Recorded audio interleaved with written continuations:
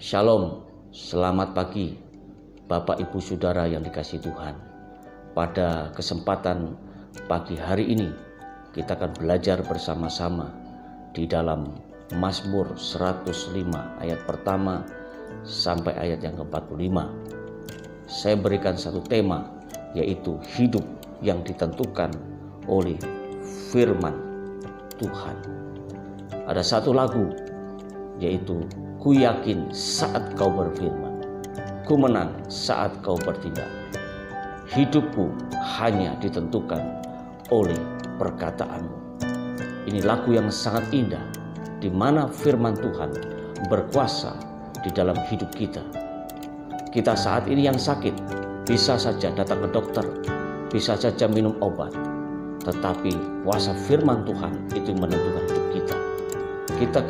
Kita yang kehilangan orang yang kita kasihi, bisa saja kita murung, bisa saja kita kehilangan harapan, tetapi kuasa firman Tuhan menjanjikan sebuah kehidupan, menjanjikan kepastian.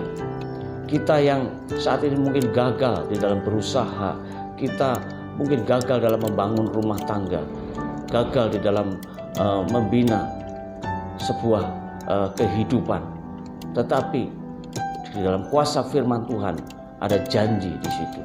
Mungkin kita banyak juga ada dosa, ada pelanggaran, ada kesalahan yang mungkin membelenggu di dalam kehidupan kita. Kuasa firman Tuhan sangat mengubah hidup kita.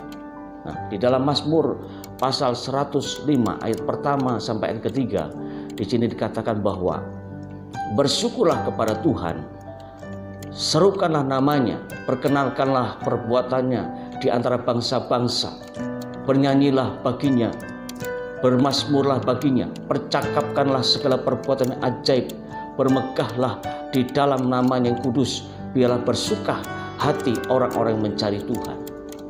Saudara, kita tahu bahwa hari-hari ini suasana hati kita mungkin diliputi dengan duka cita.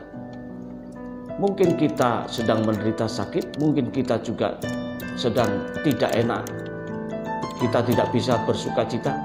Tetapi firman Tuhan pagi hari ini mengajar kita, apapun keadaan kita, situasi apapun yang terjadi dalam hidup kita jangan pernah lupa untuk bersyukur kepada Tuhan.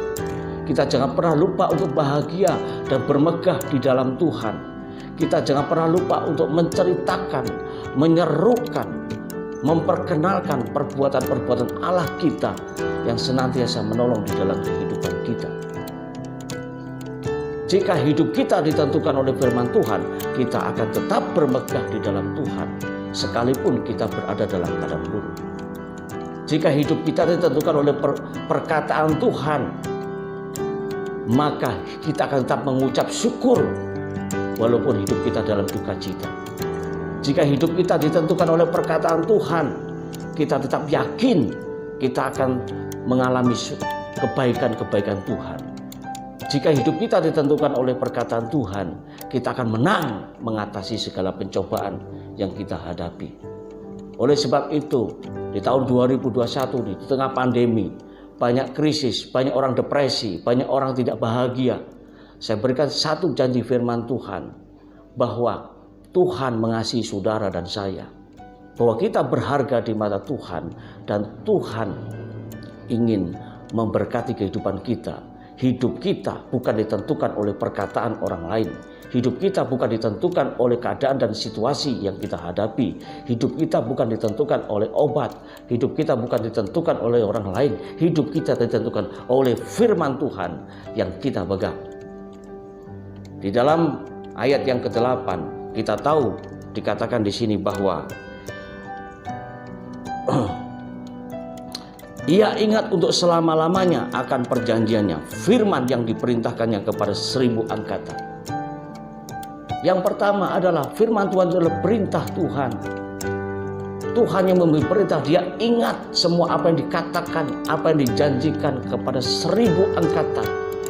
Apa yang Tuhan katakan 2000 tahun yang lalu, 30.000 tahun yang lalu, 3 juta tahun yang lalu. Tuhan ingat semua apa yang dia katakan.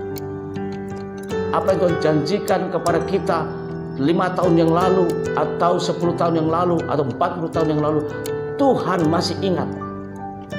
Jangan kita berkecil hati, jangan kita kecewa, jangan kita undur dari Tuhan.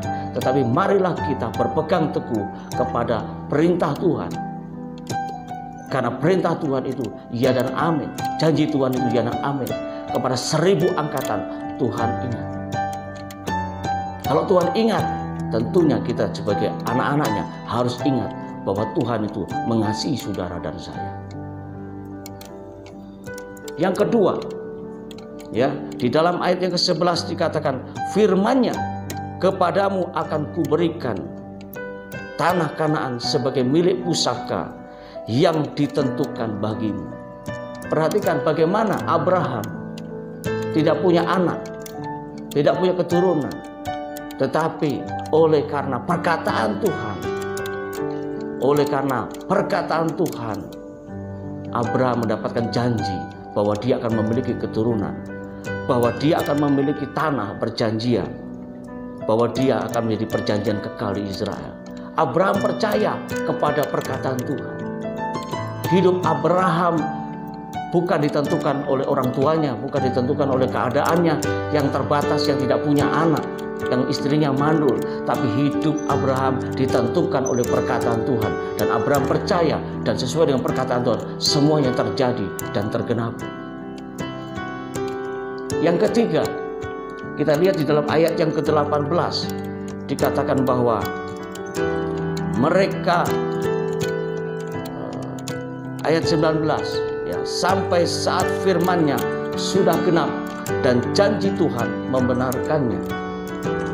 Kita tahu bahwa hidup yang ditentukan oleh firman Tuhan, seperti Yusuf, dia mendapatkan mimpi, dia mendapatkan pernyataan Tuhan, dan dia percaya itu adalah firman Tuhan yang akan menuntun hidupnya, yang akan menggambarkan masa depannya bagaimana.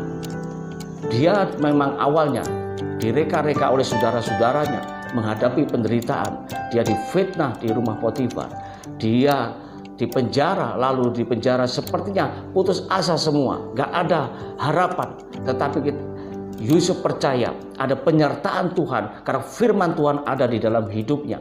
Ketika dia menghadapi godaan, dia tidak terpeleset dan jatuh karena sebuah godaan yang sangat menggiurkan. Karena apa? Karena dia tahu bahwa dia hidup di dalam firman Tuhan. Dia ada di dalam firman Tuhan. Dia tahu bahwa firman Tuhan yang dijanjikan sejak masa mudanya itu pasti digenapi di dalam hidupnya.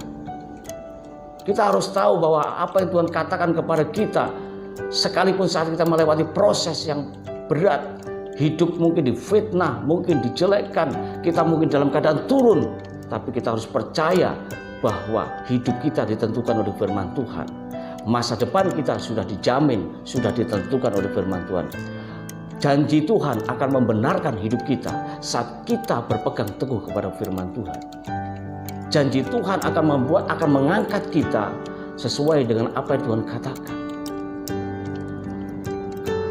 Dan yang keempat, ayat 31 sampai ayat 34 dikatakan, Ia berfirman, maka datanglah lalat pikat dan nyamuk-nyamuk di seluruh daerah mereka.